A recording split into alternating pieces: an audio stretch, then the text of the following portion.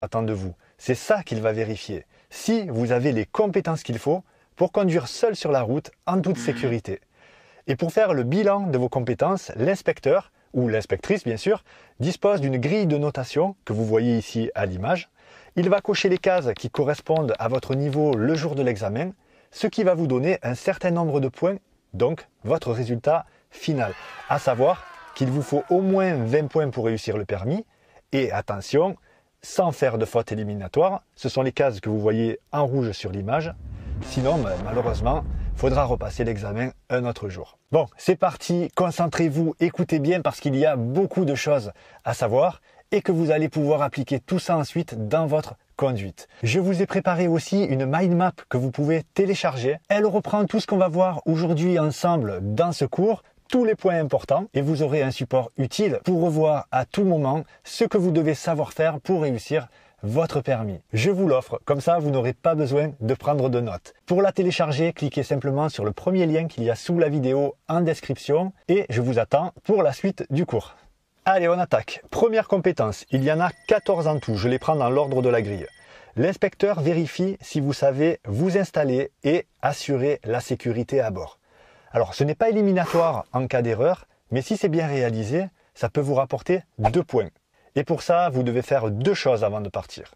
Premièrement, bien sûr, vous installer correctement, donc régler votre siège en profondeur, en hauteur, le dossier, l'appui-tête, le volant si besoin, vos rétros et boucler votre ceinture. Retenez bien, ce qui compte après installation, c'est d'avoir une position qui vous permette d'avoir une bonne visibilité et aussi d'atteindre toutes les commandes et accessoires pour pouvoir agir efficacement. Les clignotants, les essuie-glaces, les feux de détresse, la ventilation, la boîte de vitesse, le frein à main, etc. Mais c'est pas tout. Deuxièmement, vous devez aussi vous assurer de la sécurité à bord. C'est-à-dire vérifier que tous les passagers, l'inspecteur qui sera ici et le moniteur qui sera là, ont bien attaché leur ceinture. Mais aussi que les portières et le coffre sont bien fermés en jetant un coup d'œil rapide sur le tableau de bord. Voilà, ce voyant qui vient de s'allumer car j'ai ouvert la portière doit être éteint bien sûr. Dans tous les cas, prenez l'habitude juste avant de partir de toujours vérifier qu'aucun voyant d'alerte ne reste allumé au tableau de bord.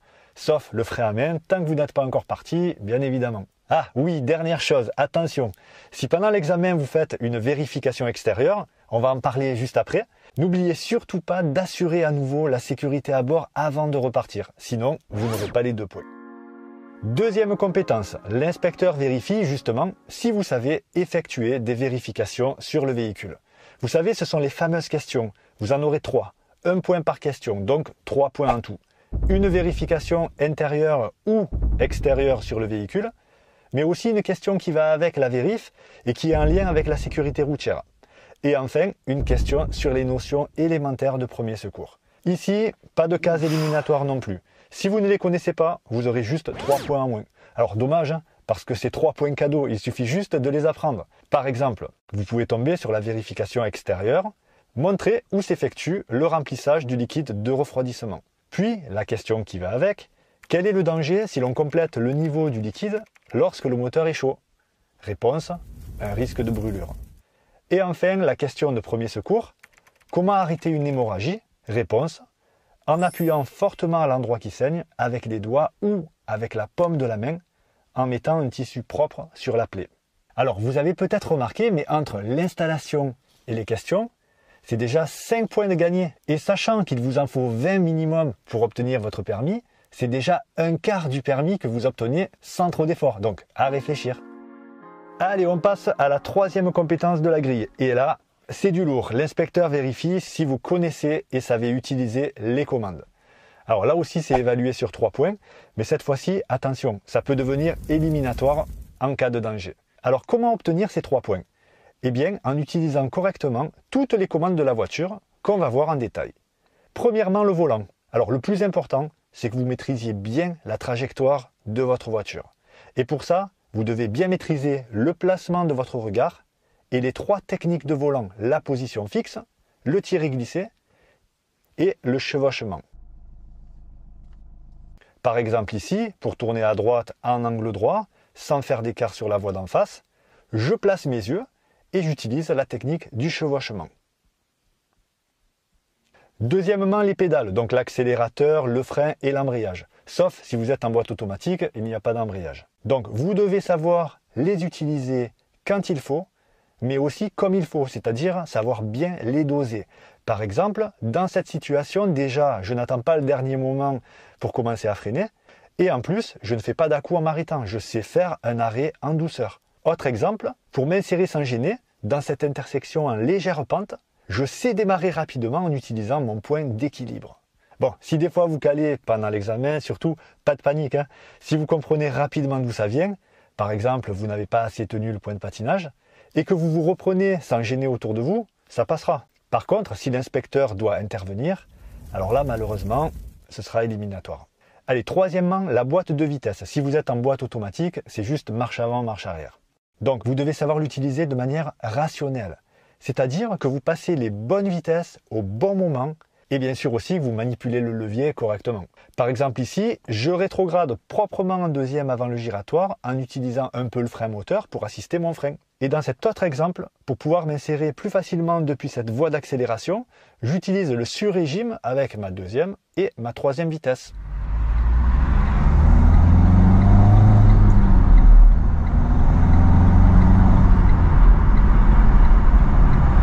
Et enfin, quatrièmement, les accessoires et les informations au tableau de bord. Alors, en fait, vous ne devez pas hésiter à vous en servir pour maintenir la sécurité.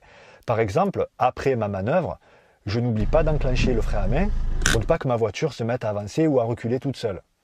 Tiens, un autre exemple, s'il commence à pleuvoir, eh bien, je n'attends pas pour mettre les essuie-glaces et les feux de croisement. Ma visibilité doit toujours être la meilleure possible. Alors, si aucune occasion ne se présente pour vous d'utiliser un accessoire, l'inspecteur peut vous demander en roulant sur une ligne droite d'en activer un, comme par exemple mettre les feux de détresse et les enlever. Voilà. Allez, quatrième compétence, l'inspecteur vérifie si vous savez prendre l'information, c'est-à-dire observer. Ça peut vous rapporter aussi jusqu'à 3 points et ça peut également devenir éliminatoire en cas de danger. Alors je vous le dis tout de suite, cette compétence, c'est la compétence à maîtriser parce que toute votre conduite en découle. Et oui, on conduit avec les yeux et on réagit en fonction de ce qu'on a vu. Vous devez donc être capable de rechercher les indices importants pour maintenir la sécurité dans cet environnement bourré d'informations. Le but est de ne pas être surpris, mais aussi de ne pas surprendre les autres. Et pour ça, vous devez savoir faire 3 choses. Premièrement, prendre l'information vers l'avant et sur les côtés. Donc vous devez voir loin pour ne jamais être pris de court. Vous devez voir large parce que le danger vient aussi par les côtés. Et vous devez voir vite pour ne pas rater un indice important. Si vous êtes trop long à regarder à gauche, un danger peut arriver de droite. Vous l'avez peut-être compris, vous devez avoir un regard mobile en permanence pour rechercher les indices utiles. Par exemple ici, je remarque un piéton qui arrive vers le passage piéton. Là, je remarque à droite une intersection sans signalisation et sans visibilité. Au fond là-bas, je remarque un feu vert, etc. Allez, deuxièmement, vous devez savoir prendre l'information avec les rétroviseurs. Alors déjà, de manière générale, vous devez vérifier régulièrement s'il y a du monde derrière vous. Mais vous devez aussi toujours vérifier dans vos rétros dans ces 4 cas. Alors, avant de vous arrêter, avant de vous insérer dans la circulation, avant de modifier votre allure, c'est-à-dire avant de ralentir ou bien d'accélérer, et enfin, avant de changer de direction. Par exemple ici, avant de tourner à gauche, je regarde dans mon rétro intérieur et extérieur pour être sûr que je ne vais pas gêner ou surprendre quelqu'un derrière moi.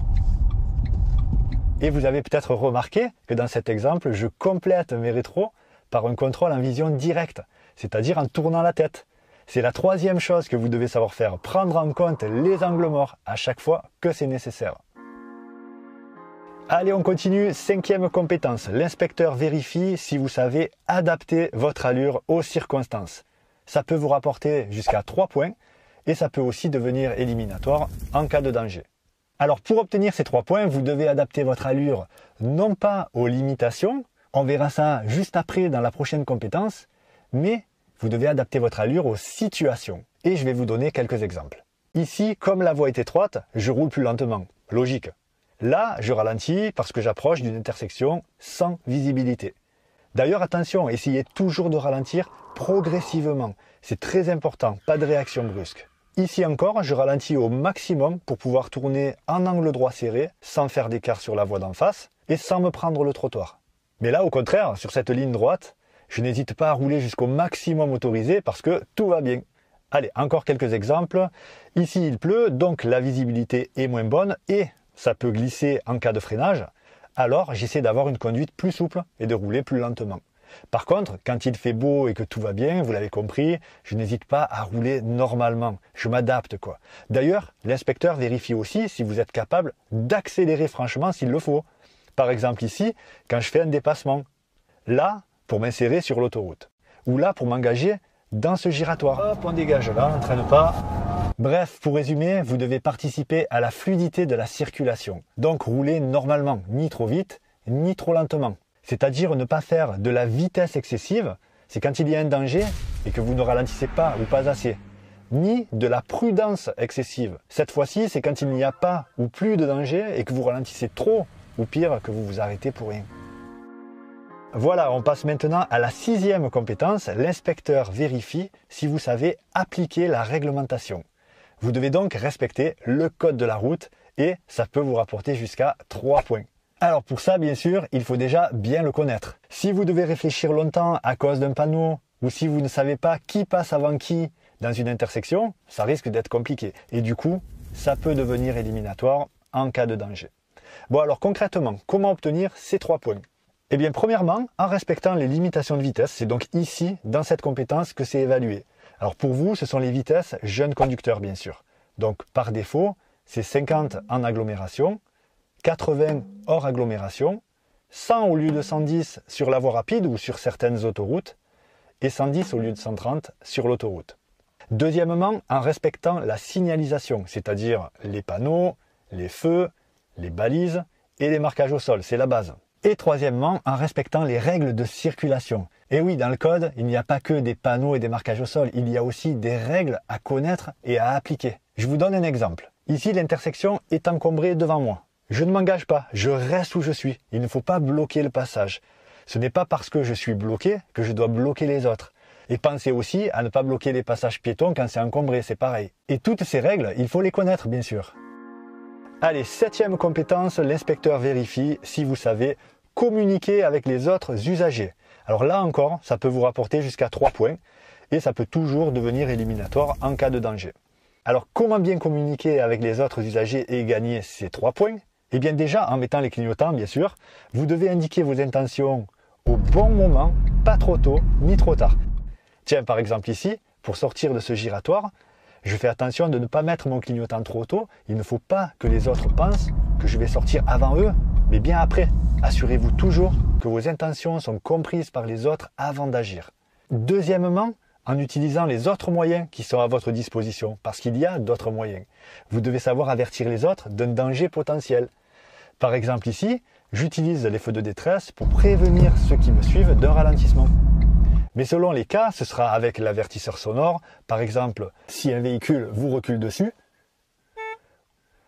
ou les feux stop par intermittence, si quelqu'un vous suit de trop près, ou l'appel lumineux, par exemple s'il fait sombre avant de franchir une intersection, ou même faire un geste, par exemple pour faire comprendre que vous le laissez passer. Et enfin, communiquer avec les autres usagers, c'est aussi comprendre leurs signaux, c'est-à-dire prendre en compte leurs avertissements, avec les moyens qu'on vient de voir juste avant. Et oui, votre but c'est d'être compris par les autres, ok, mais c'est aussi de les comprendre, donc soyez attentifs aux autres. Bon, ça va jusque-là? On a vu les 7 premières compétences et il en reste encore 7, et pas des moindres. Alors, on continue. Et n'hésitez pas à mettre un pouce en l'air si ça vous aide à mieux comprendre ce que l'inspecteur attend de vous le jour de l'examen. Allez, 8e compétence. L'inspecteur vérifie si vous savez partager la chaussée. Vous avez l'habitude maintenant, ça peut vous rapporter jusqu'à 3 points et ça peut aussi devenir éliminatoire en cas de danger. Alors, pour obtenir ces 3 points, vous devez savoir vous placer correctement sur la route. Et pour ça, il y a 4 choses que vous devez savoir faire. Premièrement, choisir votre voie. Donc, lorsqu'il y en a plusieurs, au moins 2. Vous devez choisir votre voie en fonction de la direction que vous devez prendre. Par exemple ici, pour aller vers Cavaillon, je prends la voie à droite.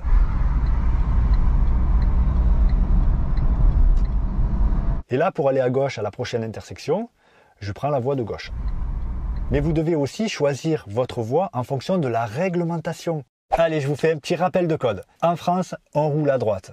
Donc s'il y a plusieurs voies qui vont dans la même direction, que ce soit pour aller à droite, tout droit ou à gauche, on prend toujours la voie la plus à droite. Par exemple ici, il y a 2 voies pour aller à gauche, donc je reste dans la plus à droite des 2. Mais alors, à quoi sert la voie la plus à gauche? Eh bien, à dépasser, ou alors lorsque la voie de droite est trop encombrée. Bon, ensuite, la deuxième chose que vous devez savoir faire, c'est de vous positionner à l'intérieur de votre voie quand il n'y en a qu'une seule, mais qu'elle peut quand même vous mener dans plusieurs directions différentes. Par exemple ici, pour aller à gauche à la prochaine intersection, je me décale un peu vers la gauche. Et si j'allais à droite, je me décalerai un peu vers la droite.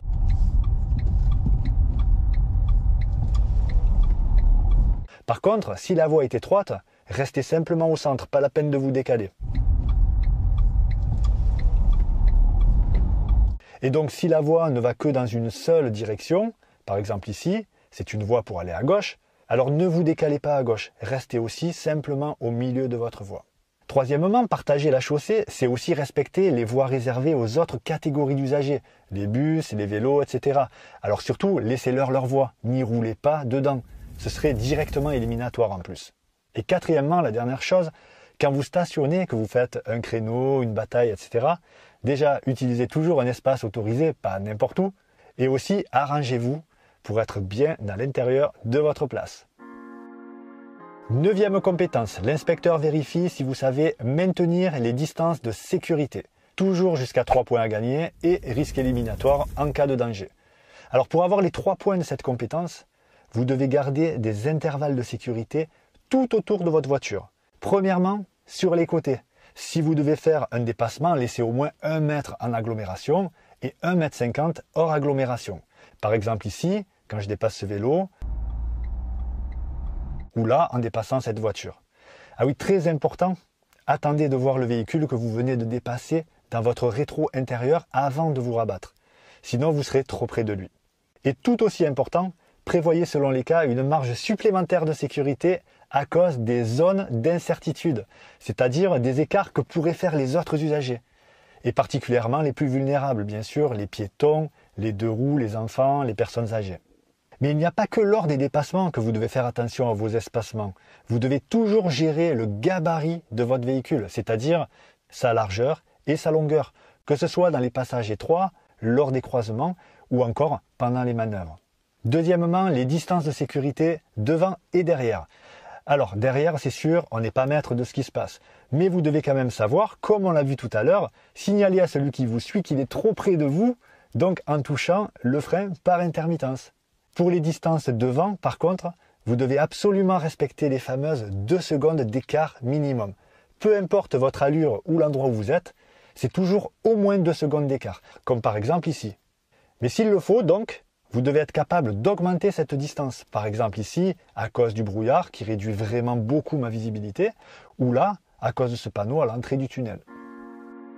Bon, ok pour les distances, c'est bon. Alors maintenant, on attaque une autre partie super importante aussi, juste ici sur le côté, que vous devez absolument connaître. Mais juste avant, j'aimerais bien savoir la compétence avec laquelle vous avez le plus de difficultés en ce moment. Dites-le moi en commentaire, ça me permettra de pouvoir mieux vous aider. Je vous laisse faire et on reprend. Donc ici, l'inspecteur va vérifier si votre analyse des situations est bonne et si votre adaptation à ces mêmes situations est cohérente. Alors ça veut dire quoi exactement ?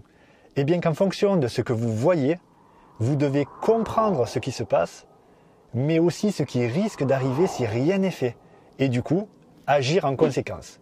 C'est valable pour l'ensemble des compétences et c'est ce qu'on a vu jusqu'à maintenant dans chaque exemple, sauf pour 3 d'entre eux que je vous ai gardés au chaud. On va voir ça maintenant. Alors c'était dans la compétence prendre l'information. Dans ce premier exemple, j'ai remarqué un piéton qui arrivait vers le passage piéton, donc si on développe, je comprends vite qu'il veut certainement traverser et que si rien n'est fait, je risque de faire un refus de priorité ou pire, de le renverser. Donc, je ralentis et je m'arrête pour le laisser passer.